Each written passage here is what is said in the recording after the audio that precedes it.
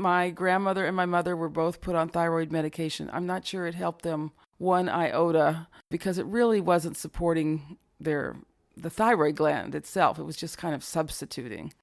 And again, I always come back to vitamin A, my favorite vitamin, but you can't make thyroid hormones without vitamin A. You absolutely just cannot make them. So you need vitamin A in your diet. That means liver and butter and cream, egg yolks, all those wonderful foods.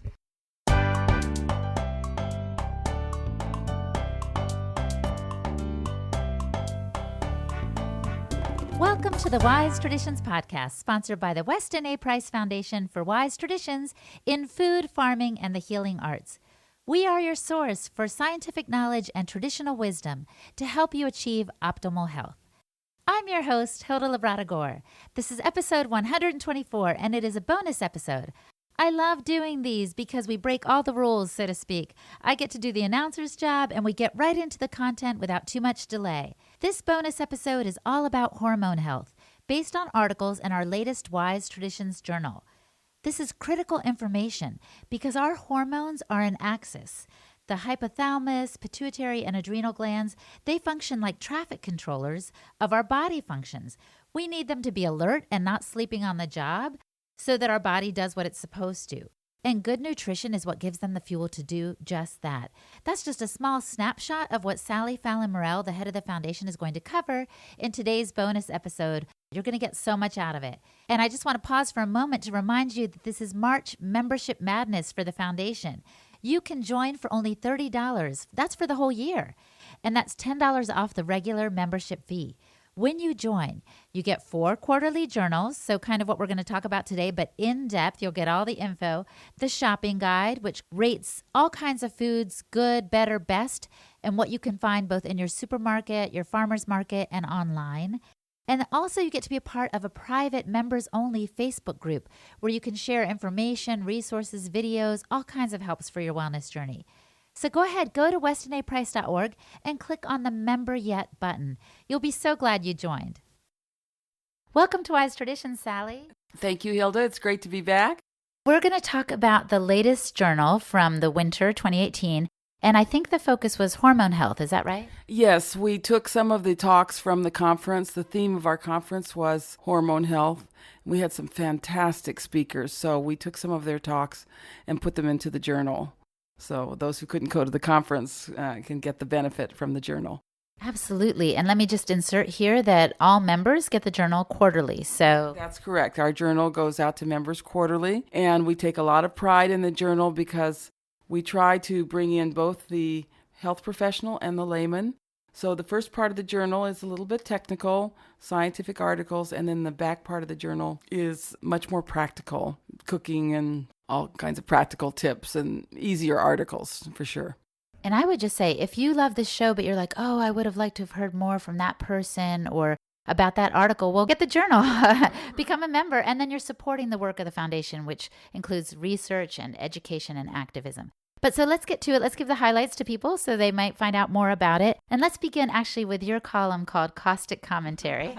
Yes, this is where I can be my most caustic, which is a lot of fun. So the first caustic commentary was a really fun one. They've been doing this study called the PURE study, which has been ongoing for quite some time. And this darling man named Dr. Youssef gave a talk in Switzerland at this cardiology conference about their findings in the PURE study.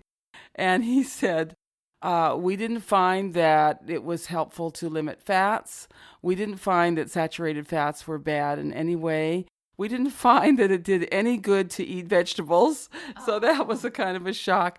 And he said, I don't know who thought up these guidelines of having 4 to 6 servings of vegetables a day, but he said it's not the person paying the bills, that's for sure. So, yes. But that really goes contrary to what's out there. The whole thing goes contrary to the guidelines that we're being given. He said global dietary guidelines should be reconsidered in light of these findings. So it was, it was quite a shock what they found in this study. And what else did you touch on in that? Well, I had several commentaries on the whole tragedy of autism, which I don't think we are in many cases, I don't think the medical profession takes very seriously. It's the poor parents who have to live with these autistic children. And it's just like a living death for these children. So one thing they have found is that autistic children have very disrupted gut flora. And this can start with a cesarean birth where they're not getting the mother's gut flora in the birth canal. It can start with a lot of rounds of antibiotics. And so all of these things that we do kind of routinely end up with a very disrupted gut flora, and that's very much associated with autism. So as we advocate, one of the ways that you treat autism is to repopulate the gut with beneficial bacteria. Well, anyway, the science is there that these children with autism have very disrupted gut bacteria. You know what I hear about autism is people say there's no cure, and sometimes they say there's no cure and that these children are just wired differently, perhaps. And it's just normal. And that's a real tragic trap. And we have had children recover completely from autism, doing things like detoxification and replenishing the good bacteria in the gut, getting on the good fats. Certainly not 100%, but we have had amazing recoveries in children from autism. And this next caustic commentary was about aluminum in autism, and it's a new study out. And what did they find? That the autistic children had very high levels of aluminum in the brain, much higher than you would, from a normal child. And where are they getting this aluminum? Well, there's a lot of places you can actually breathe in aluminum from the air if your air is polluted. But the number one place they're getting aluminum is in vaccinations. There's such a load of aluminum in these vaccines. They put aluminum in deliberately to get an immune reaction from the vaccine. And a child who is getting all of its vaccines is getting a huge dose of aluminum, very high, much higher than what the FDA says is safe. So the aluminum, I thought was a preservative, but you're saying it's put in there to kind of stimulate the response of the cells. Well, it's both. It's put in there to heighten the immune response, but also since they've cut back on the amount of mercury in the vaccines, which of course is another neurotoxin, they are putting more aluminum in and as a preservative. So it's there for both reasons. There was another caustic commentary about fluoride exposure in utero and how that negatively affects the brain function of the child, and they have lower IQ and, far more problems. And so again, all of these poisons in our environment, some of them are hard to avoid, but many of them are completely avoidable. And it's our children who are paying the price for not taking care. So behind this caustic commentary is a heart of gold, I would say, because you're really trying to get this information out so the parents can know. Yes, parents just have to know. The only thing that these babies have to protect them is their parents. It's not the medical profession. Their parents have to protect them from the medical profession. There was one other caustic commentary that I really liked. They did a study with mothers eating liver for vitamin A versus taking supplements. And then they measured the type of vitamin A that was in the blood. And what they found was if they were taking supplements, they had a type of vitamin A that might be associated with birth defects. But if they were eating liver, the type of vitamin A that they had in their bloodstream was not associated with any type of birth defects. And our emphasis on vitamin A it's so important for moms to get plenty of vitamin A, but it's obvious they need to do this by eating liver and not taking the supplements, because the supplements are completely different. What a contrast. And so many of us think, I'm just going to pop a pill and it's the same thing as that food, but it's not. Yes, the pregnant moms need to learn to eat liver. And it's easy to do. You can make pate, you can make liver and onions, you can have liverwurst. At very least, you could take a desiccated liver, but you really need the real liver. And in all traditional cultures, liver is a sacred food considered very important for pregnant women. So here's just another neat little scientific validation of what we're teaching. Fantastic. So let's get into the meat of some of the articles. I think there was one by Karen Like, and it's about some of the specifics about hormone health. Can you get into it for us? Okay, so when we think of hormone health, we might think of making estrogen, or we might think of thyroid hormones. But the theme at this conference from all of our speakers was that the hormones all work together. It's what they call an axis.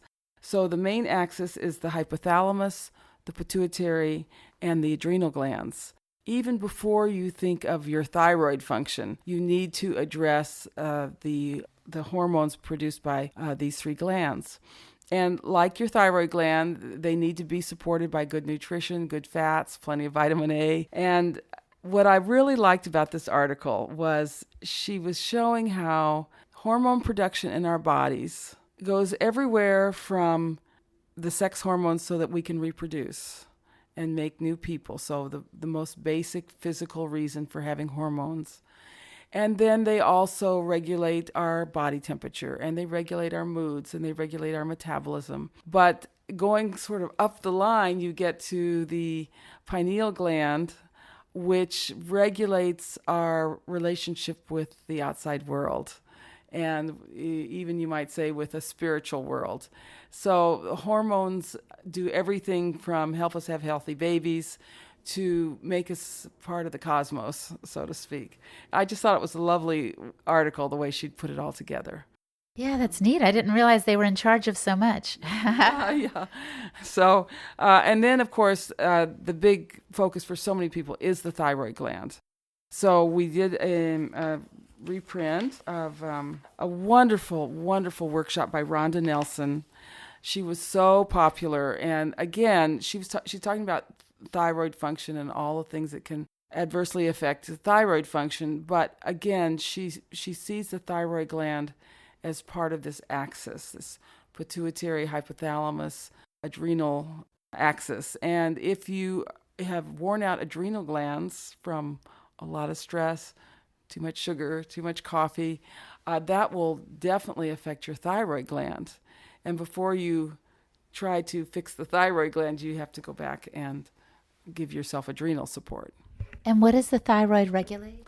So the thyroid gland is in the neck, and it regulates metabolism. So if you have a sluggish thyroid gland, you'll be tired, you won't have a lot of energy, you tend to gain weight really easily, you tend to be anemic, and often people lose their hair when they have slow thyroid function. And we see a lot of that today because one of the main problems with our diet is all the soy foods in the diet. And the soy foods adversely affect the thyroid gland. Yeah, I took my mom to the doctor, and she's on some kind of thyroid medication, and it almost seems de rigueur for older people. Yes, it's very common. My grandmother and my mother were both put on thyroid medication. I'm not sure it helped them one iota because it really wasn't supporting the thyroid gland itself. It was just kind of substituting. And again, I always come back to vitamin A, my favorite vitamin, but you can't make thyroid hormones without vitamin A. You absolutely just cannot make them. So you need vitamin A in your diet. That means liver and butter and cream, egg yolks, all those wonderful foods. Maybe if I gave her more of that, she would have better function of her thyroid. Yes, absolutely. Absolutely. Although it sounds like from the way you describe it, it's part of almost a choreography with these other hormone regulators. Yes, it's a choreography, and in the case of the thyroid gland, you have several forms of the thyroid hormone, and you have other hormones telling the thyroid gland when to make these hormones, and even it's very hard to kind of figure this all out, even when you do all the tests. So there's many different types of thyroid dysfunction, depending on whether you make the hormones or convert them or whatever. It's actually quite complicated. And so first and foremost, you want to get your thyroid gland working by itself, right, if you can. And what other foods? I think I talked to Rhonda one time and she was talking about iodine. Is that helpful to improve your thyroid function? Yes, we definitely need a good source of iodine, although for some people, too much iodine can have an adverse effect on the thyroid gland. And some people are so allergic to iodine they can't go near the ocean because they get very hyper and hyper excited. It's like the metabolism is too fast. So again, we need to be careful with the iodine, a good unrefined salt. But my favorite source of iodine is butter because butter does contain iodine. And with the vitamin A in butter, you absorb all that iodine in just the right way. Tell us about the third article. So now the third one was quite surprising. It's by Kim Schutte, who has a lot of clinical experience. And the article is called Recovery from Bioidentical Hormones. And that just surprises people. Well, that should be good. It's bioidentical. What I was shocked to learn is a lot of those so-called bioidentical hormones are made out of soy. So they really are not bioidentical. And just because they're being done by a compounding pharmacy or they're called bioidentical doesn't mean that they're any different from the synthetic hormones that you might be taking from a drug company. Oh, so are you telling me people get on bioidentical hormones because they think it's more natural and it might help them regulate their hormone balance? Yes, but again, it can lead to all sorts of imbalances. Kim was saying she finds very high levels of progesterone in people taking these hormones, way too high. And so they might feel better at first, but after a while, it's just like taking any kind of synthetic hormone. It's a crutch. And it's not teaching our thyroid glands to make their own hormones. Does she have a recommendation about what to do in place of those bioidentical hormones? Or should you just go for it diet-wise? Well, her big area of expertise is gentle detoxification. So she talks a lot about gentle detoxification for the whole body, getting off of coffee, getting off of sugar, getting on a really good high-fat diet that really nourishes you, eating enough carbohydrates, and people on these low-carb diets that sometimes can really mess up their thyroid gland. So, I hadn't heard that. Yeah, so you do need some carbohydrates in your diet, and especially for thyroid function. Oh, fascinating. All right, well, now we're going to get to a topic that I'm excited about. It's about following in Dr. Price's footsteps in Peru. Yes. So we had a wonderful article by Katie Williamson, but written along with you, Hilda, about your trip to Peru. And I just thought this was the most wonderful article. The photos were fabulous. So you didn't just go to the Capitol and give talks there, which you did, but you and Katie took these long bus rides, 24-hour bus rides, and you were really roughing it. And you went to these very remote villages and, gave our message to eat their traditional foods. And it was very well received. It was a privilege and quite the experience. We did go to share, and we also went to learn to see what traditions are still being upheld there. It was fascinating. One village we went to was called Aiha, and we did feel like Dr. Price because it was so far from the traditional, from the modern city, Huaraz. And there we spoke to the children about staying connected to the land because they still do. When we said, how many of you eat organ meats? More than half of the class raised their hands. It was a beautiful thing. Yeah. And one of the things I learned from this article was that one of the sacred foods is blood. Mm-hmm. That the women are told if they want to have a healthy baby, they need to eat blood. And I had not heard that before. So that was something that you learned because you went in an attitude of humility. You have more to teach us than we have to teach you. And I thought that was just beautiful. But you also had a shock when you went to have a meal at some little roadside stand and she was cooking in vegetable oil, right? Yes. Oh, it's as I found in different places, because you've also sent me to Kenya, that the Western way of eating is infiltrating, The soda companies have Africa in their crosshairs because the market share is going down in the U.S. And so we found the same thing. Yes, in a roadside stand right outside that little village in Aiha, the woman was cooking in vegetable oil, traditional foods, but in vegetable oil. Yes. So, and that's such a difficult message to get across. And it's very hard for them to get anything but vegetable oils. They pushed out everything. And the sodas are very sugary in South America, as you know. So, yeah. And in Peru, they have the Inca Cola, which they market as like it's our traditional drink. Of course, it's not. Yeah, it's very, very sweet. So, yeah, so it's tragic to see it happen. But even if you can get to a few people with this message and they raise their families that way, proud of their inheritance, proud of being connected with the land. That's a wonderful thing that you've done. Yes, well, we have a dear friend, Veronica, who has decided to become a chapter leader in Lima. Yeah, and they are really excited to rediscover their own traditions and get the word out. Yes, and it'd be great if they would interview the elders because, they keep dying and then their knowledge goes too. So just like we had Gina Baker in Costa Rica, she went to the old folks' home and interviewed the elders about their sacred foods, their traditional foods. And this is something we need to do as quickly as we can. So let's go back to hormone health. Tell us more about the thyroid gland. I think there's another article in this issue. Yes, Miranda Teller does a column every time called Reading Between the Lines, and she does a wonderful job. And this was called Modern Assaults on the Thyroid Gland.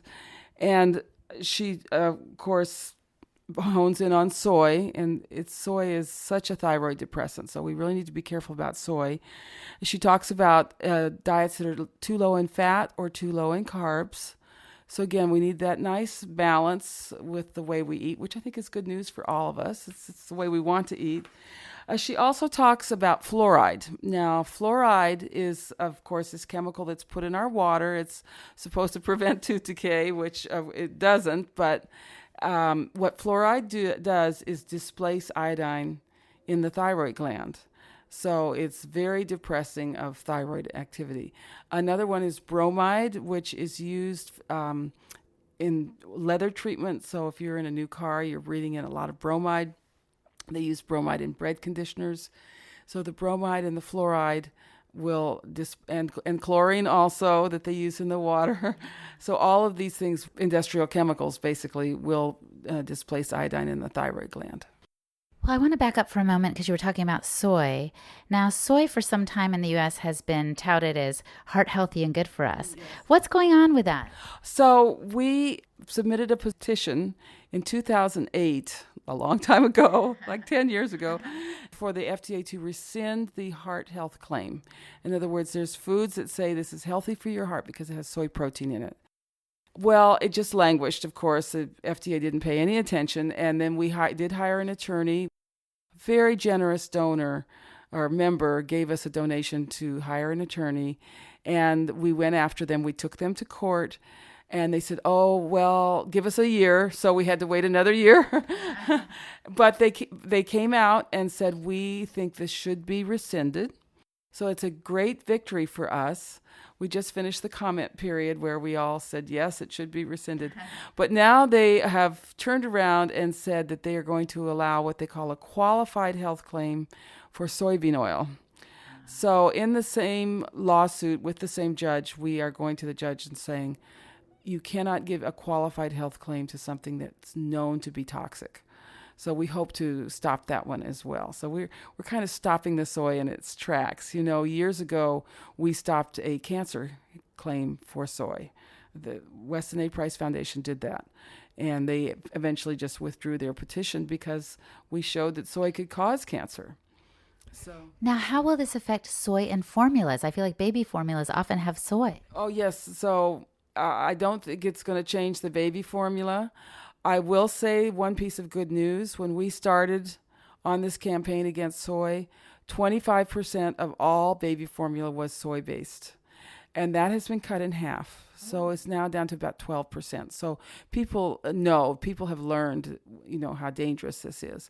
Unfortunately, in the WIC program's formula, it's largely soy. So the minorities in this country are disproportionately affected by soy formula, which is tragic. And I believe there's a real correlation between soy formula and autism. I've had people work with autistic children who tell me every single one they've seen started out on soy formula. That's something we could do tomorrow, just ban soy formula. The formula companies used to have meat-based formulas. They had a meat formula, they had a liver formula, and this was years ago, of course, and that's what they should be making for the babies who can't tolerate the dairy formula. Well, and you said the minorities are disproportionately affected by the soy in their diets, but guess what? I feel like upper class people think, oh, soy milk is healthier for me. Yes. So it's going across all classes for sure, but more upper class, as you say, or more prosperous women are much more likely to breastfeed. But again, if the moms are eating soy, there could be problems with the breast milk. Even in small amounts, the animal studies have shown that even in very small amounts, the animals who have this exposure to the soy products, it goes into the breast milk, and it adversely affects the neurological development of the child. Oh, so concerning. Well, I'm glad we have this article that reminds us it affects our hormone health. Yes. And we're seeing that it can affect other things as well. Yes, so soy definitely is a real thyroid disruptor. Something very important to remember. And so toward the end of the journal, there's something about the 7 states. What's that about, Sally? Okay, so we always have updates on what's going on with raw milk throughout the country. And we've launched a campaign we're calling it the Last 7 States. Raw milk can be provided or sold or distributed in various ways in 43 out of 50 states. Wow. When we started, it was only 27 states. So we've made a lot of progress, and we decided let's have a big push to get raw milk legalized in the last 7 states. So we had this really cute logo made, and we're just about to announce a fundraising campaign.